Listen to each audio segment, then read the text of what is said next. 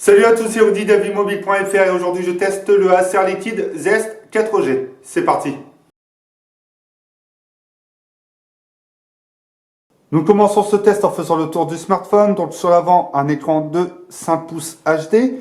Sur le haut de cet écran, nous avons ici la sortie audio ou l'écouteur pour les appels, les capteurs de proximité et de luminosité et le capteur frontal de 5 millions de pixels. Sur le bas, le logo Acer apparaît et il y a également la réduction de bruit lors de l'enregistrement vidéo. Sur le bas, nous avons ici le port micro USB. Sur le haut, la prise jack 3.5. Sur la gauche, aucun élément. Sur la droite, nous avons ici le bouton on-off et les boutons volume. Sur le dos, nous avons le capteur principal de 8 millions de pixels, son flash LED, une sortie pour la réduction de bruit lors de l'enregistrement vidéo.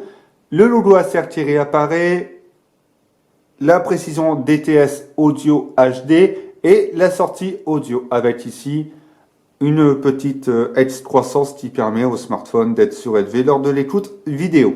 Cette trappe est amovible par le bas, juste ici. Donc quand on la retire, si j'arrive, voilà, c'est assez dur à retirer. Nous avons ici les ports micro SD, donc double port SIM, micro SD, je reprécise, et nous avons ici le port micro SD. C'est jusqu'à 128 Go, je ne suis pas sûr. Si je me trompe, n'hésitez pas à le mettre dans les commentaires. Et ici la batterie qui n'est pas amovible. Sachez que cette coque est assez solide. Elle prendra beaucoup les coups. Les traces de doigts ça ira, mais les coups resteront marqués sur cette coque. Et sachez qu'il existe également en bleu, donc une version bleue, une version noire, fournie avec une coque blanche, qui, quant à elle, je pense, prendra bien les coups et les traces. Cette coque sera facile à remettre, mais n'hésitez pas à bien appuyer quand même. Vous voyez, à force de l'enlever, ça s'emboîte assez facilement, mais vérifiez quand même sur les contours que ça s'emboîte bien. Ça s'emboîte. Autre petit défaut avec la trappe arrière, ce sont les coins qui, à force de l'enlever, se déboîtent assez facilement ou même créent un écart avec le cadre.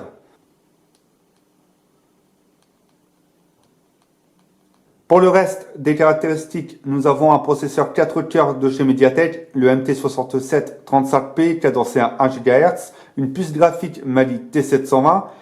Nous avons 16 Go de mémoire interne, dont il nous reste environ 12 Go après le premier démarrage, 2 Go de RAM et surtout un écran HD de 720 par 1280p, donc ce qui nous fait aux environs de 300 pixels par pouce. Le design n'est pas mauvais en soi, mais je trouve ça un peu décevant qu'Acer n'innove pas et refasse toujours la même chose. Le point positif avec celui-ci, c'est tout simplement que Acer a des smartphones reconnaissables. Tout simplement. Surtout grâce à cette sortie audio pour les appels avec l'anneau de couleur donc doré ou argenté selon les terminaux. Pour terminer avec le design, nous avons le cadre en plastique qui fait aluminium, qui est vraiment bien fait et surtout qui est légèrement creusé comme vous pouvez le constater juste ici. Alors en main c'est plutôt agréable mais ça se fait ressentir quelquefois. La prise en main est assez correcte, on a des bords d'écran assez larges, également des parties supérieures et inférieures du smartphone larges, mais ça ne gêne pas vraiment à l'utilisation. Regardez, j'accède facilement à la touche retour de la barre de navigation et au bouton physique également à une seule main. Mais pour les accès rapides, il faudra utiliser une deuxième main ou relâcher légèrement le smartphone. Il ne glisse pas trop en main, le plastique agrippe plutôt bien. C'est une bonne chose également, mais sur la longue, ouais, non, j'ai pas été déçu à l'utilisation quotidienne. L'écran est plutôt correct, il tire sur le jaune. On va pas se mentir, c'est pas le premier Acer que je teste et ça tire toujours sur le jaune. C'est dommage, les couleurs sont respectées, voilà, on a un très bon rendu des couleurs, les noirs tireront sur le gris, les blancs sur le jaune donc. Mais hormis cela, il est assez agréable à regarder, voilà, pour un film, des vidéos, c'est correct. Et surtout en extérieur, voilà, les reflets, vous voyez, sont bien présents et surtout que les traces de doigts seront bien présentes également. La luminosité au maximum est très correcte. Surtout pour l'extérieur, c'est vraiment pas mal et lorsque l'on baisse, voilà, on ne perd pas énormément non plus.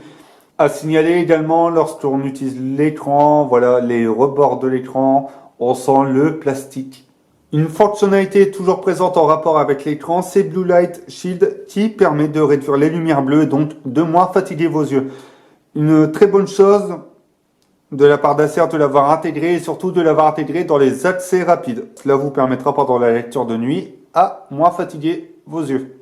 Nous avons plusieurs petites fonctionnalités, donc comme le Quick Touch qui permet de faire un C, de déverrouiller directement vers la caméra ou même de glisser comme ça et de aller sur Left Page qui est une fonctionnalité également et qui permet d'avoir toute l'actualité et aussi tout ce qui est réseaux sociaux, etc. Donc c'est à vous de paramétrer. Je la trouve juste, comme j'avais dit sur le Z630S, un peu plate, ça manque de dynamisme, mais le concept est intégré sur tous les smartphones d'aujourd'hui. Nous avons également Kid Center, donc, qui est une application pour permettre aux enfants de pouvoir utiliser le smartphone. Nous avons également EdKit qui permet de gérer la RAM, la mémoire, donc il suffit juste de nettoyer, de gérer l'optimisation de la batterie et également de sauvegarder et restaurer son contenu. Le gros défaut sur l'interface de ce smartphone, c'est surtout les bloatware. À vue d'œil, là, il y en a déjà 3. C'est des jeux qui viennent de chez Gameloft, donc un partenariat. Ça peut être compréhensible, mais si je me mets à la place d'une personne lambda ou neutre, j'ai pas envie de voir ça, surtout que ce ne sont que des essais des jeux, ce ne sont pas des jeux, donc il faudra les acheter pour les avoir, et c'est un peu gênant. Il n'y a pas d'application du genre booking.com, comme j'avais sur le Z630S. Bon, ça n'épargne pas, mais si on calcule, on en a 1, 2, 3, 4, 5, on en a au moins 6 à vue d'œil.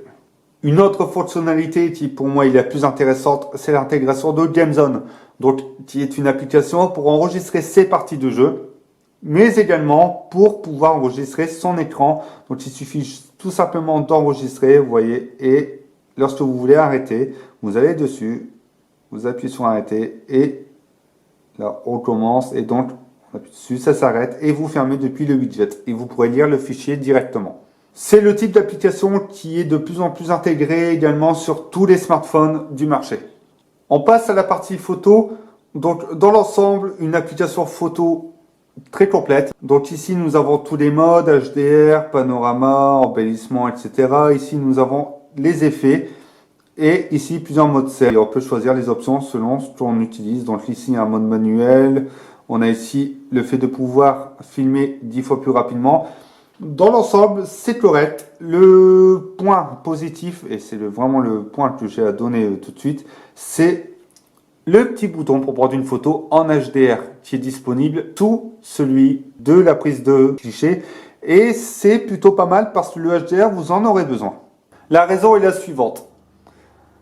Lorsque vous avez de bonnes conditions de luminosité, donc dehors ou en intérieur, le cliché peut être pas mal, vous aurez un manque de détails, surtout en zoom, mais au final, vous aurez quelque chose de bien. Ici, vous voyez, on a clairement un manque de détails lorsque je zoome. Vous ne verrez pas trop à la caméra, si au niveau des arbres. Et je vais vous mettre les clichés de toute façon disponibles sur YouTube et vous pourrez vous faire votre avis. Le problème est, je vais vous le montrer, le genre de cliché, vous allez le voir tout de suite. Donc, vous voyez que sous les arbres, avec une lumière très correcte, on a un manque de détails. Le mode HDR, quant à lui, permet d'éclaircir la scène, il fait son travail, avec ce manque de détails en zoomant, mais malheureusement, il faut utiliser le mode HDR pour exploiter quelque chose de correct sur les photos, et c'est vraiment dommage. Mais globalement, si vous avez une bonne condition de luminosité, le mode HDR fera exactement le même cliché que sans ce mode, et au final, vous aurez quasiment pas de différence. Pour les selfies, c'est plus ou moins la même chose. Vous voyez, le ciel est bien bleu, je vous mets le cliché de suite. Et le mode HDR, c'est complètement brûlé, donc au final, ça reste mitigé aussi selon les conditions. L'autre point positif sur la photo, ça reste vraiment la résolution. Car si on est en 4 tiers ou en 16 neuvième, on reste sur du 8 millions de pixels. Et ça, je tenais à le signaler. Pour la vidéo, alors on peut filmer en accéléré juste 10 fois. Après, il faut rester vraiment longtemps devant la scène pour pouvoir filmer. Bon, c'est très ennuyant. Et l'autre problème avec la vidéo, c'est que lorsque l'on veut filmer avec de la réduction de bruit, on passe sur du 720p. Pour la partie audio, c'est correct. Voilà, vous pourrez régler les paramètres du DTS audio ou même le désactiver. Les dus sont plus mis en avant que les basses et si vous mettez le son en fond, ça reste quand même audible. Ça grésille pas, c'est pas mauvais, c'est pas excellent non plus. Voilà, ça reste correct.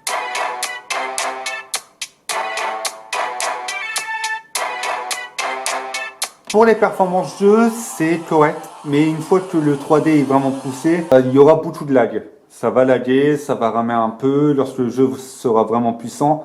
Et au final, on se dit que même sur Asphalt 8, ça va gêner. Voilà, c'est le mot. Ça va gêner. Donc ça charge assez vite. Voilà. C'est parti, je vous ai laissé le son. Donc le son peut gêner hein, lorsque l'on joue quand même derrière. Et il y a des petites saccades. Je vous mettrai une vidéo que j'ai enregistrée directement avec GameZone. Et on se rend compte que niveau performance, bon, ça peut être vite limité. Il fait tourner tous les jeux, c'est sûr, mais ce sera limité. Pour la précision, j'ai enlevé la connexion Wi-Fi pour le jeu. Pour le reste des performances, c'est vraiment correct. Voilà, la navigation internet est assez fluide.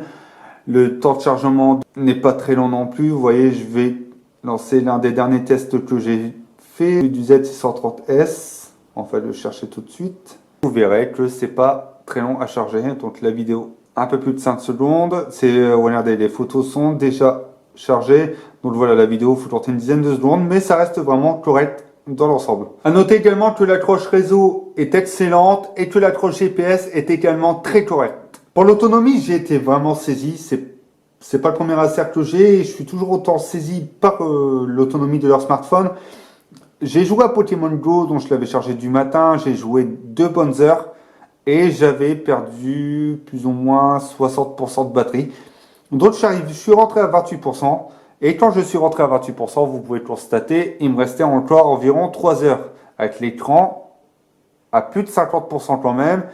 Et au final, c'était très correct. J'ai réutilisé le smartphone dans la soirée, j'ai attendu le lendemain matin, j'ai baissé à 16%. Vous verrez les graphiques dans le test écrit. Et franchement, je suis pas déçu, je l'utilise vraiment bien. Voilà, en 4G, en jeu. Et je ne suis pas déçu, je fais la journée amplement, en le poussant. Donc, une journée et demie, voire 2 jours d'autonomie, c'est envisageable. Si vous n'êtes pas un gros consommateur. Un autre point à signaler sur l'autonomie, c'est la recharge. En un peu moins de 2 heures, vous aurez un smartphone totalement rechargé. L'autre chose, c'est que le smartphone chauffe un peu, surtout sur cette partie haute, sur ces 3/4 là du terminal. Ça chauffe un peu, sur le bas légèrement. Et l'écran également chauffe lorsque vous l'utilisez en intensif. Donc au final, le smartphone chauffe un peu, mais il refroidit vite. Je vais vous donner mon avis sur ce Liquid Zest 4G. Donc globalement, c'est un bon smartphone à 150 €. Il est bien positionné et il propose ce qu'un smartphone de sa gamme propose. Donc en point négatif, on a l'écran qui tire un peu sur le jaune, voilà. Qui prend les traces de doigts et les reflets, mais la luminosité est bonne. Le gros point négatif, je dirais le capteur photo, voilà, de 8 millions de pixels et le capteur de 5 millions de pixels sur l'avant. C'est vraiment dommage, mais ce sera bon pour poster sur les réseaux sociaux. Mais voilà, c'est un point négatif. Et surtout la trappe arrière qui peut s'enlever facilement, qui est un gros défaut chez Acer. Et surtout lorsque l'on pose, qui fait vraiment plastique. Pour les points positifs, je donnerais vraiment l'utilisation au quotidien de ce smartphone et l'autonomie qui font de celui-ci un produit très intéressant à son prix et que je conseillerais vraiment aux personnes qui cherchent un smartphone, qui n'ont pas à se soucier de leur autonomie pour la journée et surtout qui veulent un smartphone qui fasse tout tourner. Ceux qui cherchent vraiment quelque chose de correct à moins de 200 €, c'est envisageable. Vous connaissez maintenant mon avis sur ce Liquid Zest 4G, donc donnez le vôtre dans les commentaires ci-dessous, mais également dans le test écrit, et n'hésitez pas à me poser vos questions. N'hésitez pas à donner votre avis sur les autres smartphones testés sur la chaîne ou sur le site avimobile.fr. À bientôt.